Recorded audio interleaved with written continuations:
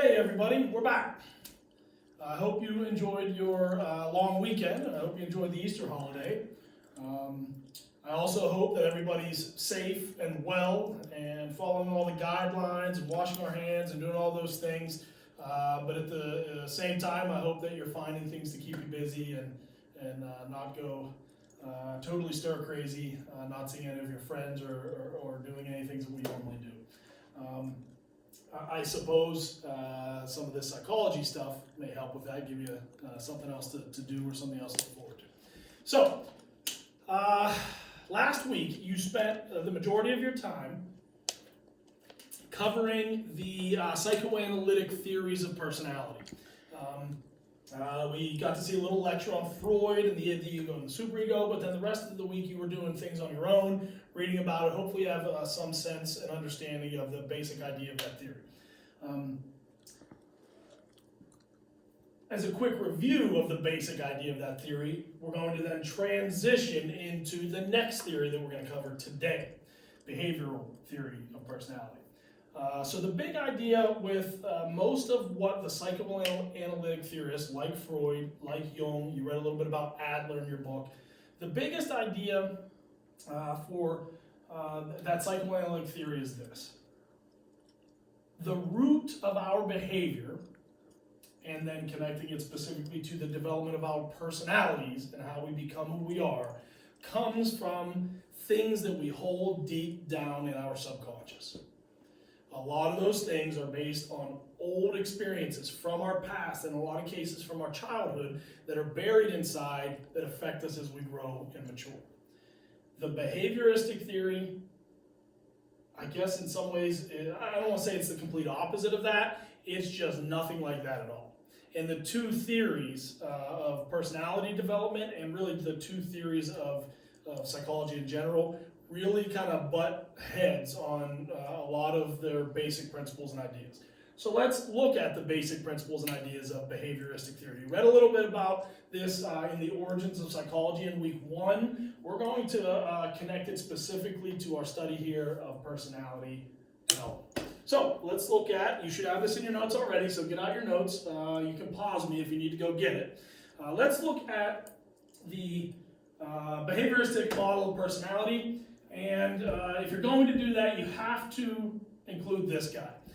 You read about some other behaviorists, some other famous behaviorists like Ivan Pavlov. You guys read about, who else was included in there?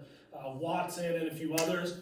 But B.F. Skinner is sort of the poster child for behavioristic theories of psychology. And so a lot of what I'm going to go over here is the big idea about behaviorism, but a lot of it comes specifically from B.F. Skinner. So let's look at his model of personality. And the first thing I'm going to tell you is that Skinner and the behaviorists really have no specific model of personality development.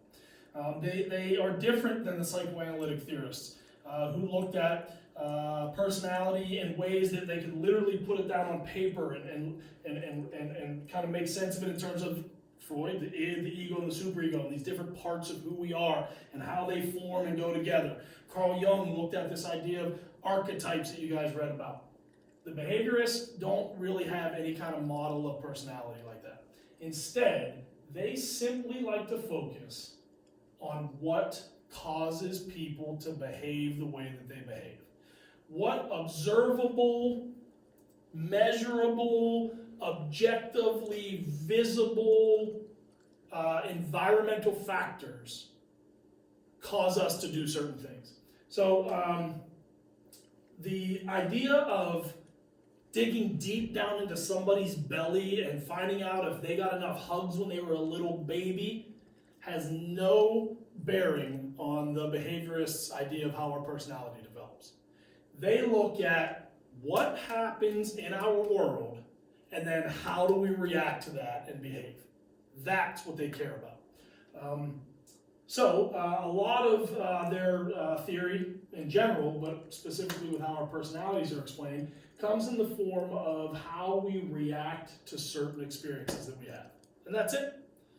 Yeah, maybe the fact that you did get a lot of hugs or you didn't get a lot of hugs when you were a little kid might have some effect on certain parts of how you grow and develop, but the behaviorists were not interested in that because you couldn't prove it, it's not scientific. They wanted things that they could see, measure, observe, and prove.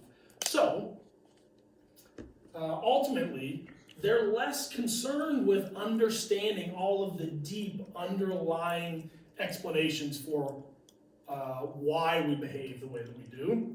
They were more concerned with being able to predict how we're going to behave in certain situations, being able to control how someone's going to act or react in a certain experience that they might have.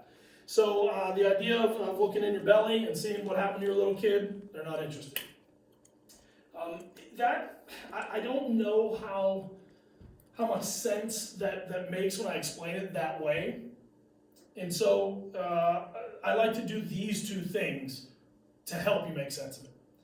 And one of those things comes right from your book. I just want to read a short little clip in your text. It's on page 388, and you can turn there, you can pause me and go to that if you want, if you have your book, and read along with me, or just listen and pay attention. There's a short little explanation in your book, and an example there that I think really helps you understand where the behaviorists are coming from in terms of trying to understand personality. So I'm just going to read it to you right from the book.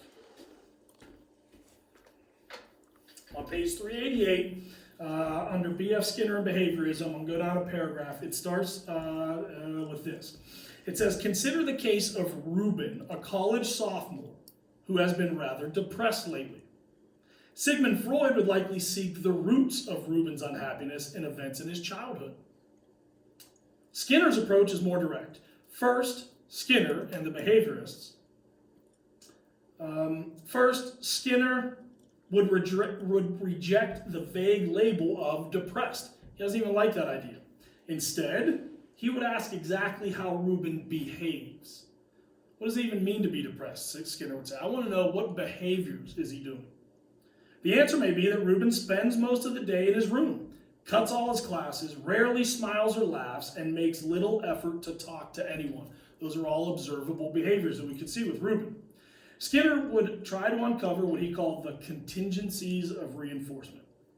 What conditions, what environmental factors are reinforcing Ruben's behaviors? What rewards does Ruben receive for never leaving his room? One hypothesis is that Ruben's girlfriend, Brandy, has unintentionally reinforced this behavior by spending a lot of time with him, trying to cheer him up in his room. Perhaps she did not pay as much attention to Ruben before he was depressed.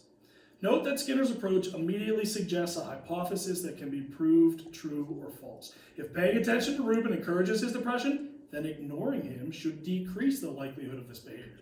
Brandy, therefore, might try ignoring Ruben for a few days. If he then starts leaving his room, which she would then reinforce, she has uncovered the contingencies of reinforcement that govern Ruben's behavior. If he does not leave his room, she will know that the hypothesis is wrong, and then she can try something else. Perhaps Ruben is glued to the television in his room all day and has become a game show addict or a video game junkie or something like that. Take away the television, take away the Xbox, and you will find out whether that is the reinforcer. At first, behaviorism may seem to imply that Ruben is somehow faking his depression so that he can watch game shows or play video games or see more of his girlfriend. Skinner does not make that assumption either. Ruben may be entirely unaware of the rewards that are shaping his behavior. In any case, Ruben's feelings are beside the point. What matters is not what's going on inside Ruben's head or deep down in his belly somewhere, but rather what is important is how he is behaving. The point is to specify his behavior and then find out what is causing it or reinforcing it. And then maybe try to fix it or change it. That's the behavioristic approach. And it's quite a bit different than the Freudian or the Jungian or the Adler approach of psychoanalytic theory.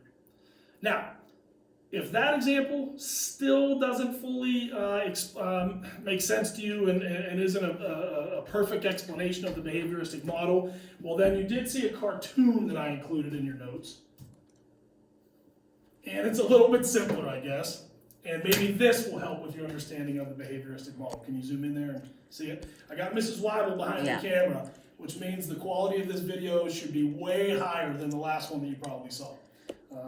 So thank you, Mrs. Weibel. Oh, You you're can say hi to your welcome. kids.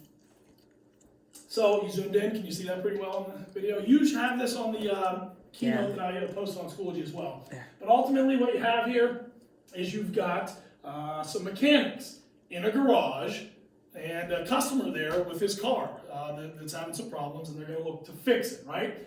On one side, you have a Freudian mechanic, the psychoanalytic mechanic. On the other side, you have a behaviorist mechanic, the Skinner mechanic, right? So the guy brings his car in, and the Freudian psychoanalytic mechanic's going to say something like, what's the nature of the trouble, and when did it begin? The behaviorist mechanic doesn't care about any of that, and instead what he says is, let's drive it around and see what happens, and then we can figure out what's wrong with it. Those are just two really different ways of looking at this problem with this car, and so it's two different ways of looking at how personality develops. Hopefully, with one of those examples, or maybe both of them, you have a better understanding now of the behavioristic model. What we're going to get into next, not right now, but later, is yet another theory of personality development, and that will be the humanistic theory, which has its own direction that it goes in, and we'll talk about that later. Stay safe, wash your hands, and be good to each other. I'll talk to you guys later. Bye, kids.